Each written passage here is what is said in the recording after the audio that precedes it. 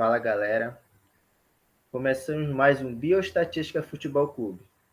No programa de hoje, vamos trazer dois especialistas para explicar os escândalos no futebol sobre as apostas esportivas. É um assunto que está acontecendo no Brasil e no mundo. Tivemos vários casos de jogadores que atuam no Brasil e na Europa. E agora vamos ouvir os especialistas. Fala, Jorge. Eu sou um dos especialistas em Python e eu vou começar apresentando alguns conceitos para você. Mas primeiro a gente tem que ver o que é Python realmente. Python é uma linguagem de programação de alto nível, é usada em áreas como desenvolvimento de web, ciência de dados, inteligência artificial, desktops, servidores. É uma forma de linguagem gratuita e ela roda praticamente qualquer sistema operacional. Agora eu vou começar a entrar assim realmente sobre a aposta esportiva. Eu vou começar a apresentar alguns conceitos teóricos relacionados à aposta esportiva. O primeiro é a distribuição de probabilidades binomiais, que é um modelo estatístico usado para descrever situações em que temos um número fixo de ensaios ou testes independentes, cada um com dois resultados possíveis, geralmente chamados de sucesso e fracasso. A distribuição é chamada binomial porque envolve duas categorias exatamente. Essa distribuição ocorre quando quatro condições são satisfeitas. A primeira, quando um teste é repetido N vezes em condições idênticas. A segunda, quando só existem dois resultados, sucesso ou insucesso. A terceira, quando a probabilidade de sucesso igual a P, insucesso que é a probabilidade de insucesso igual a P menos 1, são constantes durante todos os testes. E, por último, quando os testes são independentes. A binomial é a distribuição de probabilidade, além disso, né, a binomial é a distribuição de probabilidade de x, e com isso a probabilidade de ocorrer exatamente x sucessos em N testes. Assim a gente consegue calcular a probabilidade a partir dessa fórmula, em que C é o único parâmetro que a gente não tem, é o único parâmetro não dado, o P pequeno é a probabilidade de sucesso, o Q é a probabilidade de insucesso, o X sendo o número de sucessos em N testes, e N menos X o número de insucessos em N testes. Sendo esses outros valores envolvendo situações de multiplicação, potência, subtração, e para, enfim, chegar na probabilidade. Para qualquer número de testes N, a distribuição de probabilidades binomial é simétrica se P for igual a 0,5, assimétrica à direita se P for menor que 0,5 e assimétrica à esquerda se P for maior que 0,5. Relacionado à distribuição de probabilidade binomial, a gente tem a média aritmética da binomial, que é calculada usando a fórmula N vezes P, sendo N o número de ensaios independentes ou o número de testes, e P a probabilidade de sucesso em cada ensaio. Essa média aritmética da binomial, ela dá uma estimativa do valor médio ou esperado de uma variável aleatória, e ela diz em média quantos sucessos podemos esperar em um determinado número de testes. Outro conceito é o da distribuição normal, que é a mais importante e utilizada das distribuições de probabilidade. Ela também é conhecida como distribuição de Gauss, ou distribuição em forma de sino. Ela atua em várias áreas de conhecimento e vários fenômenos no mundo segue exatamente ou aproximadamente uma normal. E a gente usa, por exemplo, em conjunto de valores de estatura e peso de pessoas, notas de uma prova, quantidade de leite em uma garrafa, pesos de embalagem de cereal, biscoito, por exemplo. E ela é definida pela média aritmética e o desvio padrão. Além disso, ela possui três propriedades, sendo a primeira, em que a área sob uma curvatura normal é de 1 ou 100%. A segunda é que ela é simétrica em torno da média μ, e ela é simétrica pelo fato de a média, a mediana e moda serem iguais. E a terceira, em que as caudas de uma normal se estendem em ambas as direções assintoticamente. Mas, em geral, é isso.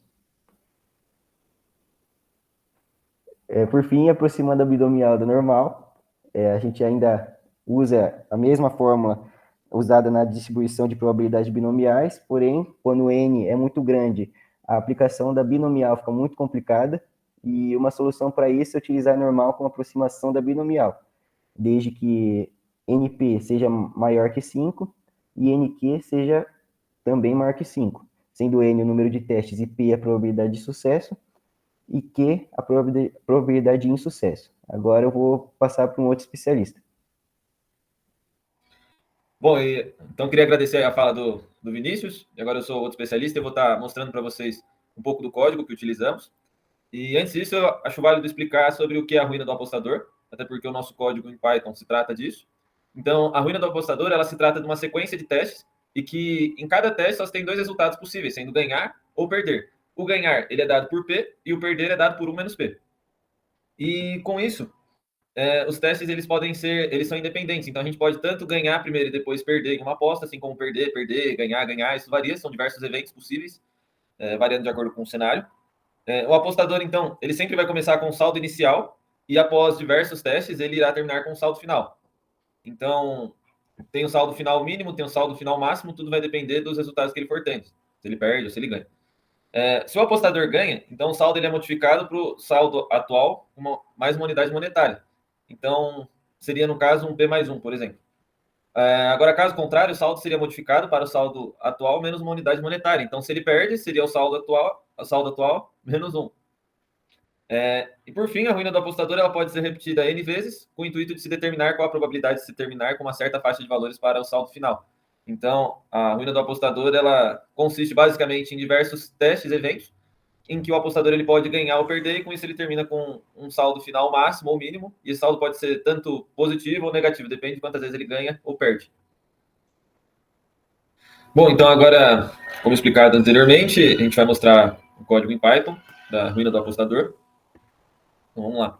O valor de uma probabilidade ele pode ser determinado via simulação, correspondente à contabilização de cenários favoráveis ao evento em foco em relação ao total de cenários. Então, aqui a gente vai utilizar um cálculo que o computador quem traz, que aí é um valor variável, e aí com isso a gente vai gerar um gráfico, mas também tem como calcular um valor teórico, que ele vem de acordo com a distribuição binomial normal.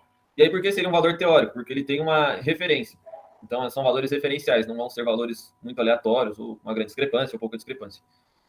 Aí, então, descendo aqui, no código, a gente vai utilizar o import random para trazer dados aleatórios.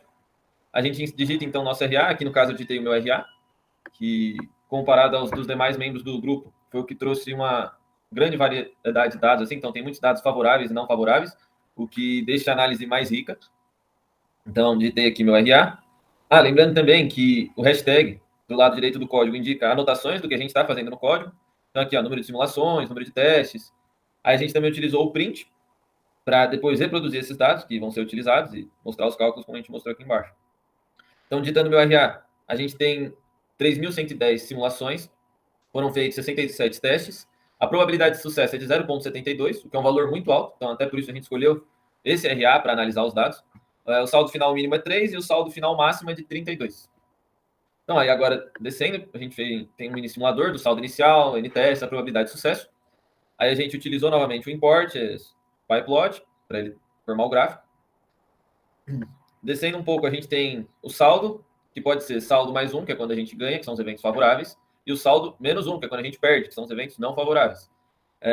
Vale ressaltar também que no gráfico a gente colocou para os eventos favoráveis estarem em azul, como a gente ressalta aqui no código, pela letra B, entre aspas, é blue. Então, se o valor estiver dentro do saldo mínimo e máximo, ele vai aparecer em azul no gráfico. Esses são os resultados favoráveis. Com isso, a gente utilizou o cor igual a entre aspas também, que é red, que vai aparecer então em vermelho, porque se o valor não estiver dentro do saldo mínimo e máximo, ele vai aparecer em vermelho no gráfico os resultados. São os resultados não favoráveis. Então, aí aqui tem um print do total de cenários favoráveis, a probabilidade, saldo do último e a média dos saldos. Com isso, a gente já tinha simulado, então aí tem o plot, PLT, né, ponto .grid, PLT, ponto .show, para mostrar os dados. E com isso, a gente tem o nosso gráfico aqui. Então, total de cenários favoráveis são de 1.731, a probabilidade é de 55,65, é um valor muito alto. O saldo do último é de 35 e a média do saldo é de 14. Então, aí, observando esses valores, nota-se que a gente tem uma grande quantidade de eventos favoráveis, então tem bastante azul no gráfico, assim como temos também muitos eventos não favoráveis, e aí é uma grande parte em vermelho do gráfico. E aí achamos importante, então, trazer esse RA até por causa dessa grande variedade de eventos favoráveis e não favoráveis. Pois nos outros RAs, a gente teve muito mais eventos não favoráveis do que eventos favoráveis e havia uma discrepância muito grande entre os dados, já que a gente percebe que está bem misturado as cores. Então, aí essa é a análise que o computador traz, ele pega dados aleatórios e forma, então, um gráfico. São valores variáveis. Aí, aqui eles têm o I, que são os valores que vão aparecer no gráfico. Então, aparece por aqui, entre esses valores. E agora a gente vai para o cálculo da probabilidade de um saldo usando a normal, que seria o cálculo de acordo com a binomial, que aí já seria um valor teórico. Então, aí, com isso, aqui a gente já colocou parâmetros de binomial. Aí já vou executando o código aqui. Então, aí probabilidade de sucesso, probabilidade de insucesso, saldo mínimo, saldo máximo, como foi citado anteriormente na explicação. Então, aí aqui a gente tem o número de derrotas mínimo, vitórias mínimo, derrotas máximo, vitórias máximo. Vai trazer todo esse cálculo. Então, aí aqui temos a probabilidade 1, que é de vitórias mínimo. A gente utiliza o MU e o sigma para ressaltar esses valores da probabilidade, de acordo com a fórmula da binomial. Então, aí vai ter a probabilidade 1, probabilidade 2, e aí a probabilidade 3 é a probabilidade 2 menos a 1. Utiliza o print para aparecer os dados.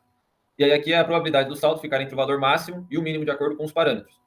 Então, aí a gente calculou aqui, deu que P3 ele pode ser menor ou igual ao saldo, que é menor ou igual a 32. E a probabilidade disso aqui é de 0,61, é um valor alto também. Descendo aqui, a gente já vai para o cálculo da binomial, que dá import, match. Aí, então, agora a gente vai ver o cálculo da probabilidade de um saldo usando a normal. Lembrando que a normal ela é, então, um valor teórico por ter um referencial diferente dos valores utilizados pelo computador. Aí a gente executa o código aqui. Ele também vai trazer o número de derrotas mínimo, de vitórias mínimo, probabilidade, número de testes. Aí, com isso, a gente põe o print para ele mostrar os cálculos e os dados, né? E aí, lembrando também que a P1 é o número de vitórias mínimo, P2 é o número de vitórias máximo, e a P3 vai ser P2 menos P1. Lembrando que esse P representa a probabilidade. Então, a probabilidade deu 3 menor ou igual ao saldo, que é menor ou igual a 32, que é 0,61, o que é um valor alto, porque com isso a gente vai multiplicar por 100 esse valor, para conseguir a porcentagem, e vai conseguir 61% de probabilidade.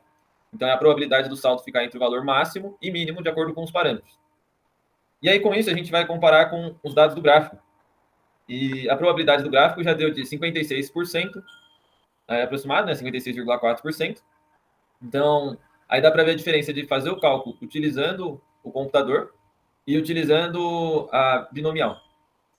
E aí, com isso também, quando o valor das duas probabilidades dá próximo, ele significa que o número de simulações é suficientemente grande para se aproximar do valor previsto com a teoria. Mas se for muito diferente, esse valor não é suficiente. Então, como a gente utilizou esse RA aqui, e no gráfico mesmo, já dá para ver que a grande quantidade de eventos favoráveis, não favoráveis, dá para ver então como está bem próximo. Então, com isso, a simulação do computador ela tem variação a cada rodada, por serem os valores variáveis, né, como citado anteriormente. Já a binomial não depende de valores aleatórios. Ela é uma medida de referência, então por isso os valores estão mais próximos ali. Aí, então, é importante também ressaltar que a cada rodada os valores aleatórios diferentes são gerados, linhas diferentes com saldos finais diferentes são obtidos. Então, aqui a gente simula, ele traz vários valores e ele vai alterando quando ganha, quando perde, então por isso fica bem misturado as cores aqui.